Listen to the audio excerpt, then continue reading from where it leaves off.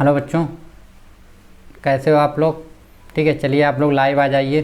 ठीक है, आज हम लोग स्टार्ट करेंगे रासायनिक समीकरण। ठीक है, रासायनिक समीकरण स्टार्ट करें तो आप लोग जल्दी से ऑनलाइन आ जाइए। ठीक है, और बताइए अब वॉइस सही आ रही है। आप लोग कमेंट में बताइए आवाज़ सही आ रही है ना आप।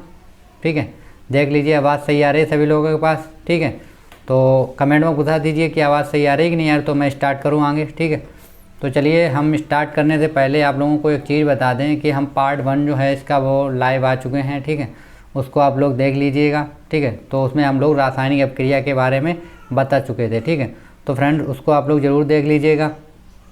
तो आज हम लोग रासायनिक समीकरण स्टार्ट करेंगे। ठीक है, तो अभी तक हमने रासायनिक अपक्रिया के बारे में पढ़ा था। रासायनिक अपक्रिया होती क्या, उसमें अभिकारक और उत्पाद होते थे। ठीक है, तो अभिकारक क्या होते थे, अभिकारक वो होते थे जो अपक्रिया में भाग लेते थे और मिलकर के एक नया उत्पाद बनाते थे। तो जिनसे उत्पाद बनता था वो कहलाते थे अभिकारक, जो बनता था उसे हम क्या बोलते थे, उत्पाद बोलते थे हम लोग। ठीक है, तो चलिए हम लोग स्टार्ट करते हैं। तो चैनल को आप लोग सब्सक्राइब, लाइक और शेयर अवश्य करें और बेल आइकन को प्रेस कर लें। तो चलिए हम लोग स्टार्ट करते हैं। ठीक है, ठीक है, वॉइस सही आ रही होगी। ठीक है, तो चलिए हम लोग स्टार्ट करते हैं। ठीक है, नंबर 1 हेडिंग मेरे पास है कि रासायनिक समीकरण। ठीक है, अब बोर्ड में क्वेश्चन इस तरीके से पूछा जाएगा कि रासायनिक समीकरण किसे कहते हैं। ठीक है, रासायनिक समीकरण किसे कहते हैं या रासायनिक समीकरण क्या होता है। ठीक है, इसके बारे में बताइए। तो आप लोगों को क्या करना है, देखो आप लोग डेफिनेशन एक ही लिखनी है। आप लोग केवल हेडिंग डालिएगा रासायनिक समीकरण। ठीक है, और आप लोगों को डेफिनेशन एक ही लिखनी है, आपको बार बार डेफिनेशन इसकी नहीं लिखनी है। चाहे कुछ भी पूछी जाए, चाहे आपसे पूछा रासायनिक समीकरण क्या होता है या रासायनिक अपक्रिया क्या होती है। ठीक है, तो चलिए हम लोग स्टार्ट करते हैं, देखते हैं क्या होती है अपक्रिया। तो रासायनिक अपक्रिया होती है सभी रासायनिक अपक्रियाएँ। ठीक है, तो सभी रासायनिक अपक्रियाएँ रासायनिक समीकरणों के रूप में निरूपित की जाती हैं। ठीक है, जो सभी रासायनिक अपक्रियाएँ होती हैं उनको हम रासायनिक समीकरणों के रूप में निरूपित करते हैं। ठीक है, किसी रासायनिक अपक्रिया में भाग लेने वाले पदार्थ के संकेत। ठीक है, जैसे हमने आप लोगों को बताया था कि हम लोग H2 को क्या बोलते हैं, हाइड्रोजन गैस बोलते हैं। तो ये इसका संकेत हो गया। ठीक है, संकेत एवं सूत्र की सहायता से अभिक्रिया संक्षिप्त रूप में रासायनिक अपक्रिया कहलाती है। ठीक है, तो डेफिनेशन क्या हो गई, तो डेफिनेशन हो गई मेरे पास सभी रासायनिक अपक्रियाएं रासायनिक समीकरणों के रूप में निरूपित की जाती हैं। ठीक है, जितनी भी रासायनिक अपक्रियाएं वो सभी किस में निरूपित की, रासायनिक समीकरणों में निरूपित की जाती हैं। किसी रासायनिक अपक्रिया में भाग लेने वाले पदार्थों के संकेत एवं सूत्र की सहायता से अभिक्रिया संक्षिप्त रूप में रासायनिक समीकरण कहलाती है। ठीक है, चलिए इसमें हम लोग देख लेते हैं। इसमें हम लोगों को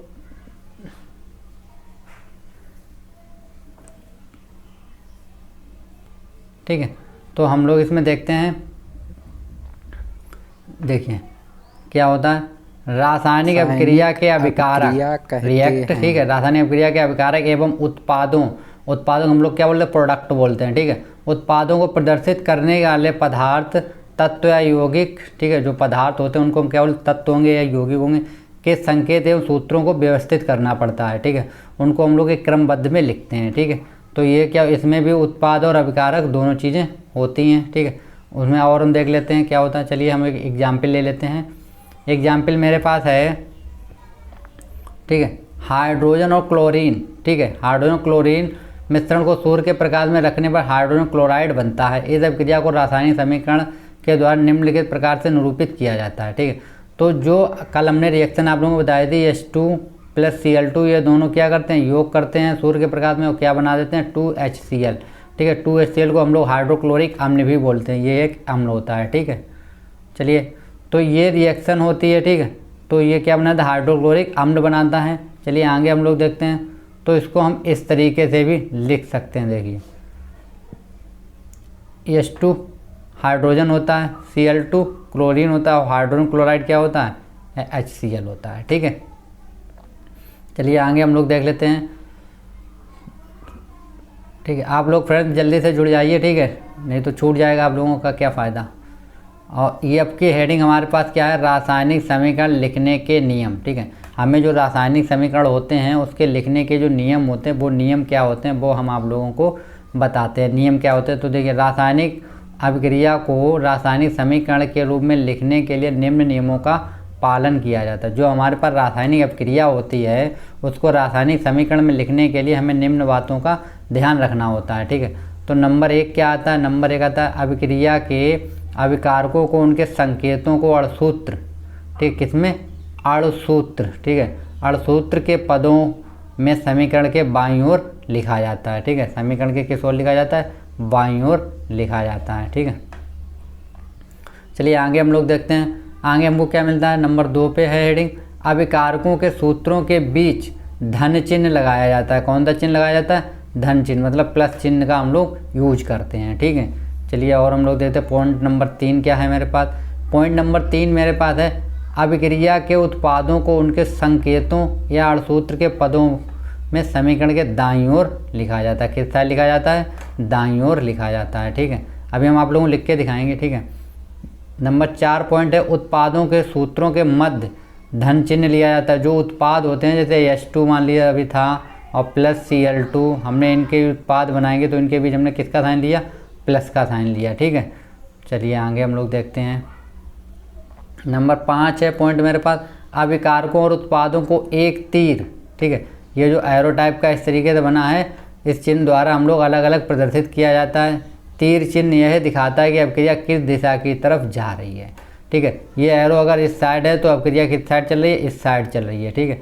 तो चलिए हम लोग देखते हैं। जैसे हमारे पास एक रिएक्शन है A plus B equal to क्या बन रहा है? C plus D. तो हमारे पास ये रिएक्शन है A प्लस बी की हम लोग जब रिएक्शन कराते हैं तो क्या बनता है? C प्लस डी बनता है।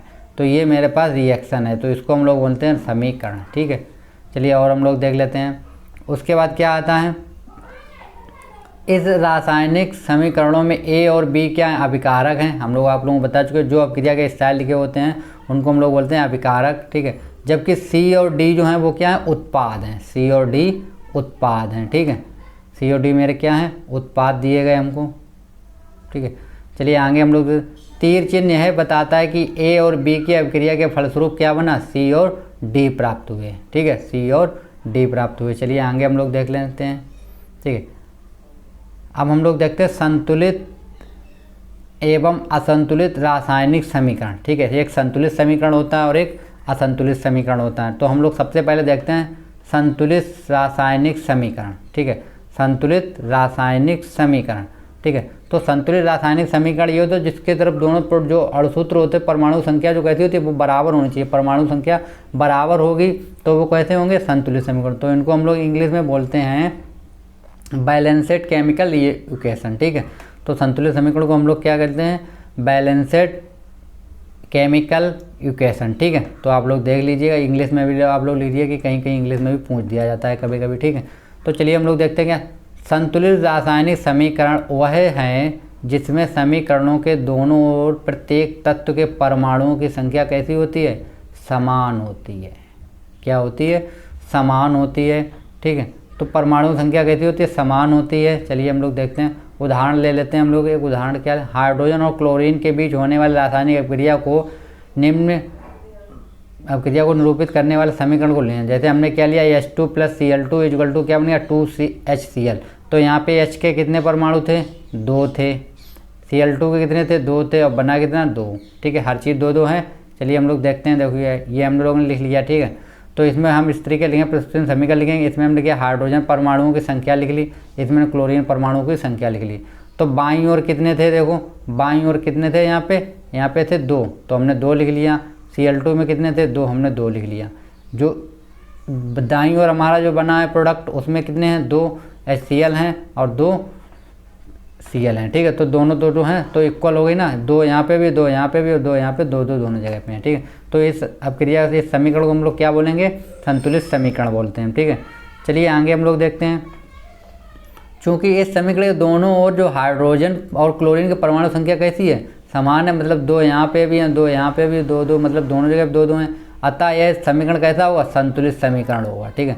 तो इस समीकरण को हम लोग क्या बोलते हैं? संतुलित समीकरण बोलते हैं, ठीक है। उसके बाद आता है नंबर 2 असंतुलित रासायनिक समीकरण, ठीक है।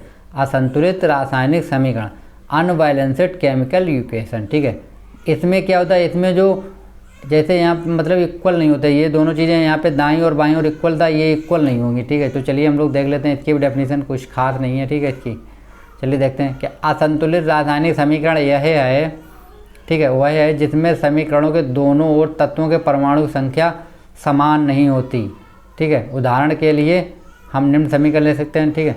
तो जो असंतुलित समीकरण होता है उसमें दोनों साइडों में क्या होती है, परमाणुओं की संख्या जो होती है वो कैसी नहीं होती, बराबर नहीं होती है, ठीक है, बराबर नहीं होती है। चलिए हम लोग एक एग्जांपल लेते हैं। हम लोगों ने एक एग्जांपल ले लिया, H2 + O2 = हमने क्या बना दिया, H2O, ठीक है। और प्लस यहाँ से हाफ नवजात O2 को हमने बाहर निकाल दिया, ठीक है। या तो ऐसे लिख लीजिए, या आप लोग प्लस का यहाँ पे नवजात ऑक्सीजन बाहर निकल जाती है, तो वहाँ पे हमने लिखा नहीं था, ठीक है। तो नवजात ऑक्सीजन बाहर निकल जाए क्योंकि, ठीक है। तो हम लोग क्या देखते हैं, देखिए यहाँ पे, तो हमने जब क्रिया कराई तो यहाँ पे H के कितने आयन थे, मतलब यहाँ पे H 2 थे, ऑक्सीजन कितनी 2 थी, लेकिन यहाँ पे H तो 2 है लेकिन ऑक्सीजन 1 कम हो गई, ठीक है। तो दोनों तरफ परमाणु बराबर है, नहीं है, ठीक है। चलिए हम लोग देखते हैं, देखिए चार्ट बना के देख लेते हैं। तो यहाँ पे हमने लिख दिया हाइड्रोजन परमाणुओं की संख्या और ऑक्सीजन परमाणुओं की संख्या। तो देखिए दाईं ओर 2-2 थे दोनों में, लेकिन बाईं ओर 2-2 थे, लेकिन जब दाईं ओर हमने बनाया तो हाइड्रोजन के तो 2 थे, लेकिन ऑक्सीजन का 1 परमाणु कम हो गया। तो अब ये कम हो गया तो ये बैलेंस नहीं है, तो इसको हम बोलेंगे असंतुलित समीकरण, ठीक है। देखिए इस समीकरण के दोनों हाइड्रोजन के परमाणुओं की संख्या तो समान है, किंतु ऑक्सीजन के परमाणुओं की संख्या समान नहीं है, अतः यह एक असंतुलित रासायनिक समीकरण है, ठीक है। इसको हम लोग क्या बोलेंगे, असंतुलित रासायनिक समीकरण कहेंगे। चलिए आगे हम देखते हैं, रसायन शास्त्र के अध्ययन के अंतर्गत हम लोग असंतुलित रासायनिक समीकरणों का उपयोग नहीं करते हैं, ठीक है। रसायन विज्ञान जो है उसमें लोग जो असंतुलित समीकरण होते हैं उनको हम लोग यूज नहीं करते हैं, या तो उनको हम पहले संतुलित कर लें, क्योंकि ऐसा करना पदार्थों के द्रव्यमान संरक्षण नियम का उल्लंघन होता है। द्रव्यमान संरक्षण नियम क्या होता है, इसको हम लोग बताते हैं। द्रव्यमान संरक्षण का नियम वो ये होता है कि जो चीज़ जितनी है उतनी रहेगी, उससे कम नहीं हो सकती वो चीज़, ठीक है। तो यहाँ पे प्रोडक्ट में कोई भी गिरावट नहीं। जैसे मान लीजिए आपने अगर 1 केजी चीनी का घोल बनाया, पानी के साथ बनाया आपने, ठीक है, तो ये तो नहीं कि 1 केजी से आधा केजी रह जाए घोल, ठीक है, ऐसा नहीं होगा ना। उसमें चीनी तो आधा, मतलब अगर तुमने 1 केजी डाली थी तो चीनी तो 1 केजी रहेगी ना। तो यही होता है, जो भी आप लोग, जैसे आप चीनी और पानी का घोल बनाइए, आपने पानी ले लिया 1 लीटर, ठीक है, 1 लीटर चीनी ले ली, अब जो पानी का जो भी वेट रहा होगा वो वही रहा होगा ना, तो और चीनी का जो वेट है तो वही रहा होगा, ठीक है। तो इसलिए कभी प्रोडक्ट कम नहीं होते हैं, ठीक है, ठीक। चलिए अब हम लोग देखते हैं रासायनिक समीकरणों को संतुलित करना, ठीक है। रासायनिक समीकरणों को संतुलित करना, कि हम रासायनिक समीकरण को संतुलित कैसे करते हैं, ठीक है। तो चलिए हम लोग देखते हैं, बारी बारी से हम लोग एक एक चीज़ देखेंगे, ठीक है। तो आप लोग घबराने जरूर, आपने पेन कापी अपना उठा लीजिए और कापी में लिखते जाइए, साथ साथ में हम लोग स्लो पढ़ाएंगे, ठीक है, ठीक। पहले बताया जा चुका है कि रासायनिक समीकरण को कैसे हम लोग तीर द्वारा दिखाते हैं, हम लोग इसी से दिखाते हैं हम लोग, ठीक है। तीर द्वारा दिखाते हैं कि दाएं और बाएं ओर, ठीक है, दोनों ओर प्रत्येक प्रकार के परमाणु की संख्या कैसी होती है, समान होती है, ठीक है। परमाणु संख्या कैसी होती है, समान होती है। अतः रासायनिक समीकरण संतुलन द्रव्यमान की अनिश्चितता के नियम पर आधारित होता है, जिसके अनुसार, ठीक है, इस लाइन को आप लोग अंडरलाइन कर लीजिएगा। सामान्य रासायनिक अभिक्रिया में पदार्थ का ना तो निर्माण होता है और ना ही नाश होता है। अगर उसका निर्माण नहीं होगा तो वो जितनी चीज़ थी क्वांटिटी में उतनी बनी रहेगी, उसका नाश नहीं हो सकता, ठीक है। चलिए हम लोग दूसरे शब्दों में इसकी डेफिनेशन देख लेते हैं क्या होती है। मतलब दूसरे शब्दों में, परमाणु अपना साथी, मतलब जो पार्टनर होता है, मतलब कोई परमाणु के साथ जैसे चीनी का घोल मिला है तो पानी और चीनी क्या होगा, पार्टनर हो गए। पार्टनर बदल कर अन्य पदार्थ बना सकते हैं, ठीक है। अन्य जैसे पानी और चीनी घोलेंगे तो क्या बन जाएगा, विलयन बनेगा ना, विलयन बन जाएगा, लेकिन किंतु परमाणु विलुप्त नहीं होते, मतलब परमाणु वहाँ से गायब नहीं होते, तथा किसी नए परमाणु का निर्माण भी नहीं होता, ठीक है। और नए परमाणु का निर्माण अर्थात किसी रासायनिक अभिक्रिया में परमाणु संरक्षित रहते हैं, ठीक है। मतलब हमने जिसमें भी जो भी घोल घोलेंगे तो उसमें जो परमाणु होते हैं वो संरक्षित रहते हैं, ठीक है। चलिए आगे हम लोग देख लेते हैं। उसके बाद हमें यहाँ पे क्या, रासायनिक समीकरण को संतुलित करने में निम्नलिखित 2 बातों को ध्यान में रखना आवश्यक होता है। मतलब इन 2 बातों को हम लोगों को ध्यान में रखना बहुत आवश्यक होता है। तो देख लेते हैं कौन कौन सी 2 बातें हैं। नंबर 1 है कि अभिक्रिया से संबद्ध प्रत्येक पदार्थ के सूत्र और संकेत ज्ञात होने चाहिए। नंबर 1 तो जिस भी समीकरण को आप लोग लिख रहे हो उसको आपको संकेत और सूत्र ऑलरेडी आने चाहिए, क्योंकि जब आपको सूत्र ही नहीं याद होंगे तो आप लोग उसको संतुलित कहाँ से कर पाएंगे। ठीक है। नंबर 2 आता है बाईं ओर के सूत्रों को अधोलिखित। ठीक है, बाईं ओर सूत्रों को अधोलिखित के अंक समीकरण को संतुलित करने के क्रम में परिवर्तित हो सकते हैं। ठीक है, परिवर्तित हो सकते, ये 2 बातें आप लोगों को याद रखनी है। ठीक है, चलिए आगे हम लोग देखते हैं। आगे हमको क्या है, रासायनिक समीकरणों को संतुलित करने की एक सरल विधि है जिसे हम क्या बोलते हैं, अनुमान द्वारा संतुलन विधि। ठीक है, अनुमान द्वारा संतुलन विधि, इसको आप लोग अंडरलाइन कर लीजिएगा। ठीक है, अनुमान द्वारा संतुलन विधि। तो जो रासायनिक समीकरणों को संतुलित करने की एक सरल विधि होती है उसको हम क्या बोलते हैं, अनुमान द्वारा संतुलन विधि। ठीक है, balancing by hit and trial method, ठीक है, कहते हैं। तो चलिए हम लोग इसी मेथड को पहले देख लेते हैं। ठीक है, तो मेथड क्या है मेरे पास, मेथड मेरे पास दिया गया, चलिए हम लोग मेथड को देखते हैं पहले। ठीक है, तो मेथड है मेरे पास अनुमान द्वारा संतुलन विधि, balancing by hit and trial method. ठीक है, इसको अंग्रेजी में आप लोगों को लिखना हो तो इंग्लिश में लिख लीजिए, ना लिखना हो तो कोई ज़रूरी नहीं होता है। ठीक है, यूपी बोर्ड वालों के लिए, एमपी सीबीएसई बोर्ड के लिए ये ज़रूरी नहीं होता है। ठीक है, हम जो चीज़ पढ़ा रहे हैं वो आप लोगों को बिहार बोर्ड, एमपी बोर्ड और सीबीएसई बोर्ड, ठीक है, सभी के लिए इंक्लूड है। केवल हिंदी मीडियम के बच्चे होने चाहिए। ठीक है, हिंदी मीडियम के बच्चे होने चाहिए। ठीक, सभी के लिए ये बेस्ट वही होता है। ठीक है, एनसीईआरटी का हम सिलेबस लेके आए हैं, ऑल ऑप्शन हम एनसीईआरटी नूतन जितनी बुकें हैं सबसे कंबाइन करके नोट्स बनाए हैं ये। ठीक है, तो चलिए हम लोग देखते हैं क्या होता है। इस विधि में समीकरण से संबद्ध पदार्थों के संकेत और सूत्र के ठीक पहले आवश्यक गुणांकों को हम लोग क्या बोलते हैं, मैथ वाले तो अच्छी तरीके से जानते हैं, कोएफिशिएंट। ठीक है, कोएफिशिएंट का प्रयोग किया जाता है। ठीक है, गुणांक का इस प्रकार से करते हैं कि, ठीक है, चलिए इसको हटा देते हैं पहले। इस प्रकार करते हैं कि समीकरण के तीर चिन्ह के दोनों ओर प्रत्येक परमाणु संख्या कैसी हो जाए, समान हो जाए। ठीक है, हमें परमाणु को यहाँ पे समान करनी है। तो एक बार फिर देख लेते हैं, इस समीकरण में संबंध पदार्थ संकेत सूत्र के ठीक पहले आवश्यक गुणांक का प्रयोग किया जाता है। गुणांक का चयन इस प्रकार से करते हैं कि समीकरण के तीर चिन्ह के दोनों ओर परमाणु संख्या कैसी हो जाए, समान हो जाए। ठीक है, चलिए आगे हम लोग देख लेते हैं। ठीक है, ये मेरा चैनल है, आप लोग देख लीजिएगा, तो आप लोग सब्सक्राइब कर लीजिए। यहाँ पे आपको 9 to BSc मैथ सॉल्यूशन मिलेगा, साथ में हाई स्कूल तक का आप लोग साइंस भी मिल जाएगा। ठीक है, तो आप लोग ये देख लीजिए, चैनल को सब्सक्राइब अवश्य करें। ठीक है, इसको आप लोग हमें ट्विटर और फेसबुक पे भी फॉलो कर सकते हैं। ठीक है, तो चलिए अगर किसी बच्चे को डाउट होता है तो मेरे इस व्हाट्सएप नंबर पे हमसे ज्वाइन कर सकता है हमको। ठीक है, या मेरे डिस्क्रिप्शन में लिंक दिया जाएगा व्हाट्सएप ग्रुप का, उसको भी आप लोग ज्वाइन कर लीजिएगा। चलिए क्वेश्चन नंबर, हम उदाहरण एक लेते हैं, संतुलित समीकरण कैसे किया। तो हमने एक समीकरण लिया Mg + Cl, एरो के आगे MgCl2 + H2 को संतुलित करना है। ठीक है, तो यहाँ पे आप एक चीज़ देख सकते हैं आप लोग कि यहाँ पे Mg कितना है, 1, यहाँ पे भी Mg 1 है। ठीक है, लेकिन यहाँ पे H कितना है, 1 है, यहाँ पे H कितना है, 2 है, यहाँ पे Cl कितना है, 1 है, यहाँ पे Cl कितना है, 2 है। तो हमें सीधे लग रहा है कि यहाँ पे हम 2HCl कर दें, संतुलित हो गए समीकरण। लेकिन हम आपको कैसे करनी है आपको समझाते हैं। ठीक है, हमें तो पता ही है। चलिए आगे हम लोग देख लेते हैं कैसे करना आप लोगों को। तो सबसे पहले आप लोगों को इस तरीके से आप लोग देखिए, क्या समीकरण के तीर के दोनों ओर प्रत्येक प्रकार के परमाणु संख्या गिनते हैं। इसके बाद हम तय करते हैं कि किस प्रकार के परमाणु संतुलित करना है। ठीक है, तो हम लोगों ने पहले एक बॉक्स बना लिया। ठीक है, तो हमने इसमें सब लिख लिया, बाईं ओर वाले लिख लिया, दाईं ओर। तो Mg कितना था, 1 था, यहाँ भी 1 है। ठीक है, बराबर है। Cl यहाँ पे कितना था, 1 था इस साइड पे, यहाँ पे कितना था, 1 था, इस साइड कितना हो गया, 2 हो गया। यहाँ पे ये H कितना है, यहाँ पे 1 दिया गया था, यहाँ हो कितना गया, 2।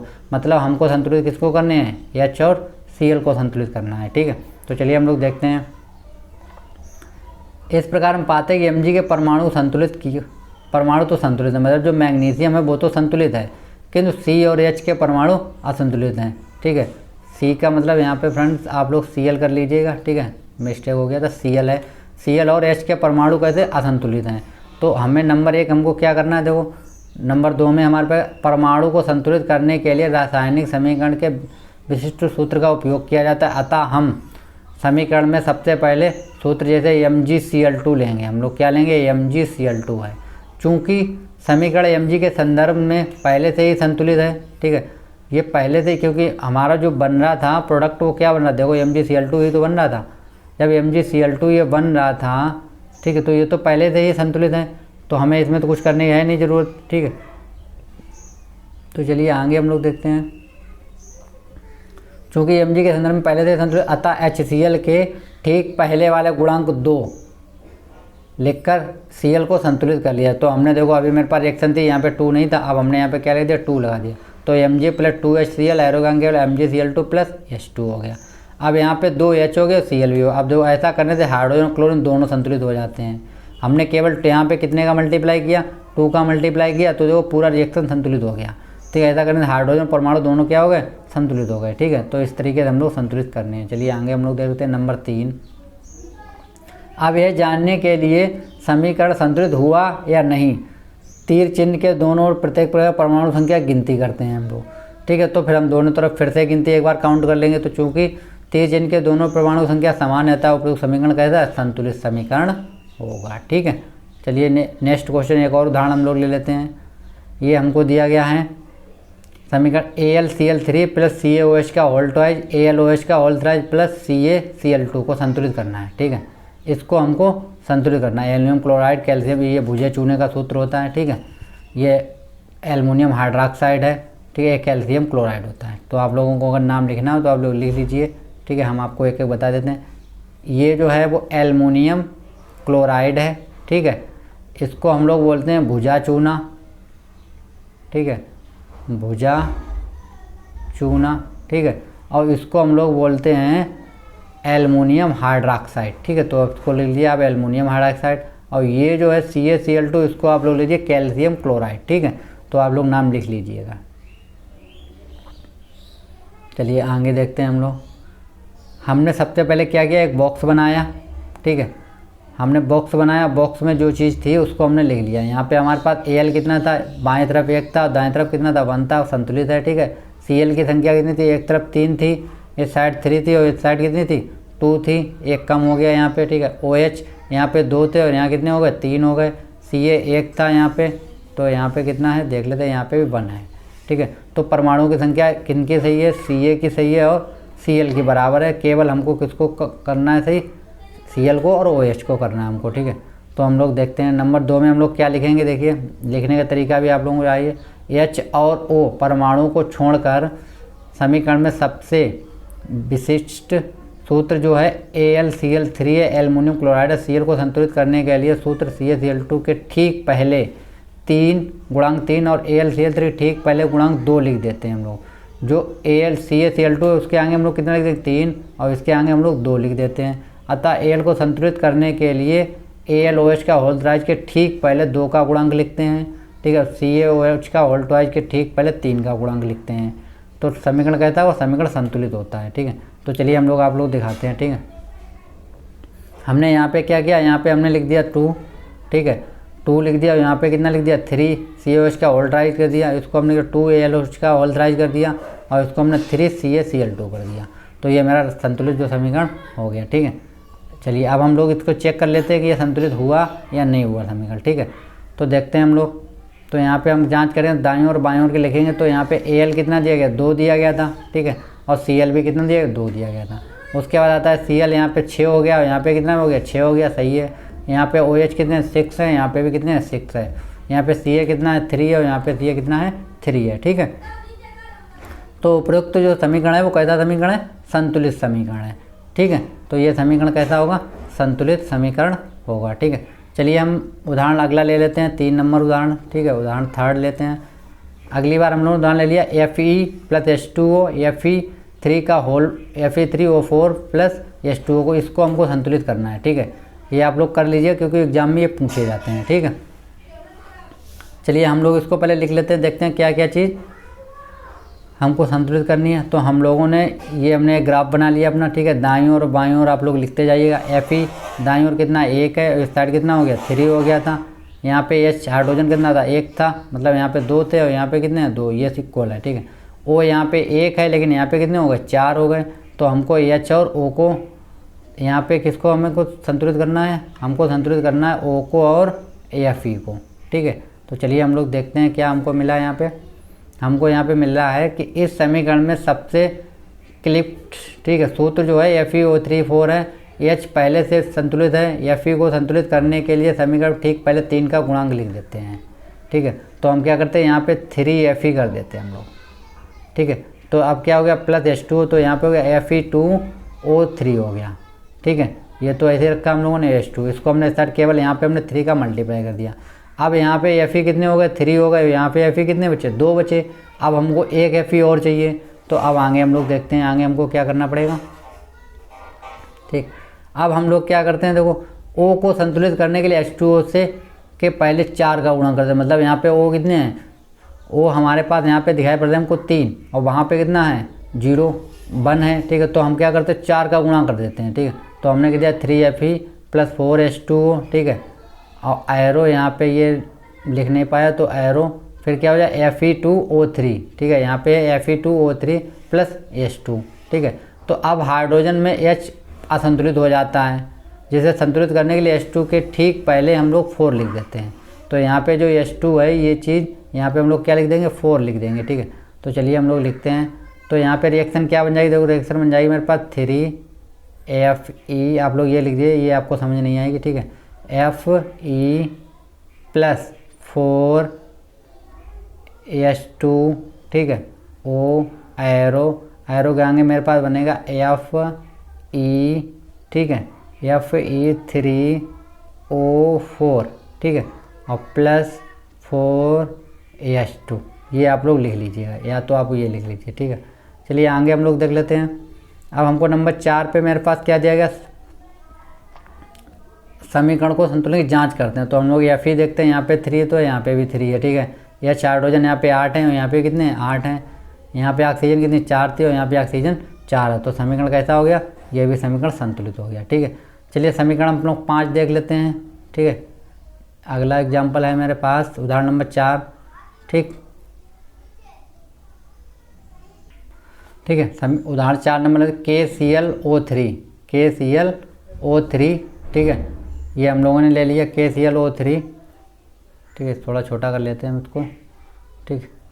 तो चलिए हमने क्या लिया KClO3 एरो के यहाँ KCl + O2। तो रिएक्शन ये है KClO3 प्लस क्या एरो है यहाँ पे, ठीक है। फिर मेरा एरो के आगे KCl और +O2, ये आप लोग रिएक्शन लिख लीजिए, ठीक है।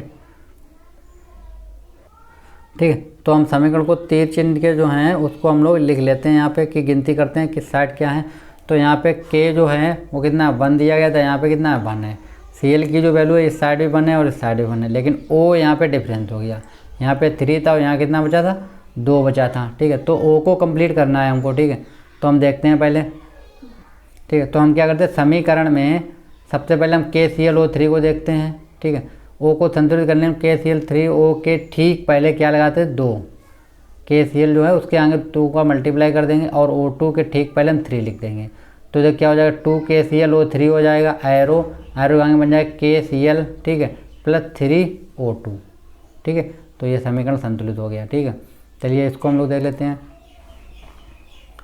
तो अब परमाणु संख्या आप गिनते हैं हम लोग, तो K की वैल्यू यहाँ पे 2 है, अब यहाँ पे कितना बचा 1, यहाँ पे Cl की वैल्यू 2 है, यहाँ पे कितना बचा 1, O की वैल्यू 6 थी, O की वैल्यू 6, लेकिन अब O की जब हमने 6 करी तो K और Cl की वैल्यू बदल गई है। अब इसको भी हमको संतुलित करना है, ठीक है। तो K और Cl की वैल्यू कैसी हो गई, असंतुलित हो गई। तो अब हम K और Cl को संतुलित करने के लिए K Cl के ठीक पहले गुणांक में क्या लिख देंगे, 2। तो आपका जो रिएक्शन में आपने KCl लिखा है वहाँ पे आप लोग रिएक्शन लिखते जाइए, तभी आप लोग संतुलित करना पाएंगे, ठीक है। तो जहाँ पे आप लोगों ने KCl लिखा है वहाँ पे कितने का मल्टीप्लाई कर दिए, उसमें 2 का मल्टीप्लाई कर दीजिए आप लोग, ठीक है। तो 2 का मल्टीप्लाई जब हम करेंगे तो क्या है, देखो 2KClO3 एरो के अंदर 2KCl +3O2, ठीक है। अब हम जांच करते हैं कि संतुलित हुई या नहीं हुई है। तो हम लोग देखते हैं। अब देखिए यहाँ पे K की संख्या आप कितनी हो गई, आपके पास 2 हो गई होगी और दाईं ओर भी 2 हो गई, Cl की भी 2 है और इसकी भी 2 है, और ऑक्सीजन तो 6 दोनों जगह पे थी। तो आप समीकरण कैसा है, ये संतुलित हो गया, ठीक है। चलिए आगे हम लोग एक और एग्जाम्पल ले लेते हैं, एग्जाम्पल 5, ठीक है। एग्जाम्पल 5 हमको दिया गया है समीकरण Al + H2SO4 एरो, एरो के आगे है Al2SO4, ठीक है, और प्लस H2 को, इसको हमको संतुलित करना है, ठीक है। तो हम लोग क्या करते हैं, हम लोग एक पहले चार्ट बनाते हैं, हम लोग देख लेते हैं क्या चीज़ है। तो Al की संख्या इस साइड कितनी है, 1 दी गई, तो यहाँ पे कितनी है, 2 है। H की संख्या यहाँ पे भी 2 है और यहाँ पे भी 2 है। SO4 की संख्या यहाँ कितनी थी, 1 थी, और यहाँ कितनी हो गई, 3 हो गई, थ्राइव हो गया था, ठीक है। तो हम पहले O को कंप्लीट करेंगे, ठीक। तो चलिए देखते हैं हम, रिएक्शन आप लोग लिख लीजिए, तभी आप संतुलित कर पाएंगे। रिएक्शन जो हम बोलते हैं वो करते जाइए। तो इसमें Al और SO4 को हमको क्या करना है, संतुलित करना है। हमको इसको संतुलित करना है और इसको संतुलित करना है, ठीक है। तो हम नंबर 1 क्या करते हैं, Al और SO4 संतुलित करने के, Al जो आपने Al लिखा है उसके ठीक पहले आप किसका गुणा कर दीजिए, 2 का कर दीजिए। और H2SO4 में के ठीक पहले आप कितने का गुणा कर दीजिए, 3 का गुणा कर दीजिए, ठीक है। तो रिएक्शन क्या बन जाएगी, देखो यहाँ पे हो जाएगा 2Al plus 3H2SO4, arrow gang हो जाए Al2SO4 प्लस 3H2, ठीक है, ये बन गया। चलिए आगे हम लोग देखते हैं। अब हम जांच करेंगे संतुलित हुई या नहीं हुई। तो हम लोग क्या देखते हैं, देखिए Al की संख्या तो बराबर हो गई, H की यहाँ पे 6 और यहाँ पे कितने हो गए, 2 हो गए, H असंतुलित हो गया। SO4 यहाँ पे कितना था, 3 था, और यहाँ पे भी 3 हो गया, ये तो संतुलित। लेकिन अब H कंप्लीट करना हमको, तो हम लोग क्या करते हैं, हाइड्रोजन कैसा है, यहाँ पे असंतुलित है। तो H को संतुलित करने के लिए H2 के ठीक पहले कितने का मल्टीप्लाई कर दें, हम 3 का मल्टीप्लाई कर दें। तो H के आगे आप जो H2 है उसके आगे 3 का मल्टीप्लाई कर दीजिए, तो रिएक्शन मेरी ये संतुलित हो गई, ठीक है। तो क्या बन गई, 2Al प्लस, ये बन गई है रिएक्शन, हम आपको लिख के दिखा देते हैं, 2Al प्लस 3H2SO4 का होल थ्राइज, ठीक है। एरो के आगे क्या बनेगा, एरो के आगे हम लोग आप लोग इसके दिखाते हैं, Al2SO4 का होल थ्राइज प्लस 3H2, ठीक है, ये बन गई। तो अब हम लोग देखते हैं संतुलित समीकरण जांच करते हैं दोबारा से, संतुलित समीकरण हुआ या नहीं हुआ। तो हम लोग देखते हैं Al यहाँ पे कितना है, 2 है, यहाँ पे भी 2 है, ठीक है। H का संख्या कितनी, 6 हो गई दोनों जगह पे। SO4 यहाँ पे 3 था, तो यहाँ पे भी 3 है, ठीक है। तो ये कंप्लीट हो गया। चलिए हम आगे देखते हैं। अतः उपयुक्त समीकरण को संतुलित कीजिए, ठीक है। अब अगला क्वेश्चन मेरे पास ये है, ये आप लोगों के लिए होमवर्क है, ठीक है। तो आप लोग इनको संतुलित कीजिएगा। हाइड्रोजन क्लोराइड, इनको आप लोग संतुलित कर लीजिएगा, ठीक है। इनके आप लोग संतुलित समीकरण लिखना है पहले। जैसे हाइड्रोजन प्लस क्लोरीन, एरो क्या क्या, हाइड्रोजन क्लोराइड बनाना आपको। मैग्नीशियम ऑक्साइड प्लस कार्बन की क्रिया करानी हो, क्या बनाना, मैग्नीशियम प्लस कार्बन मोनोऑक्साइड आपको बनाना है। तो फास्फोरस पेंटाक्लोराइड प्लस पानी की क्रिया जब कराएंगे तो फास्फोरिक एसिड बनेगा प्लस हाइड्रोजन क्लोराइड, ठीक है। और number 4 sulphur dioxide plus oxygen की जब क्रिया कराएंगे तो सल्फर ट्राइऑक्साइड बनेगा। और सोडियम और जल की जब क्रिया करा सोडियम हाइड्रोक्साइड प्लस हाइड्रोजन बनेगा, ठीक है। तो चलिए हम आपको कर देते हैं, आप लोग इनको दोबारा से ट्राई कर लीजिएगा, ठीक है।